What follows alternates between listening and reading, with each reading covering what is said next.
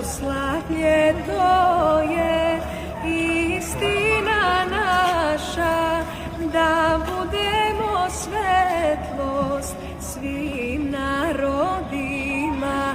Pravoslavlje to je vera naša koju propoveda Gospod apostolskim krilima.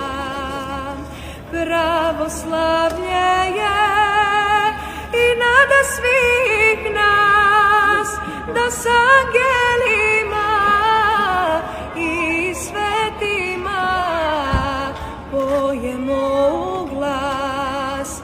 Pravoslavlje je i nada svih nas, da s angelima i svetima pojemo u glas, da s angelima i svetima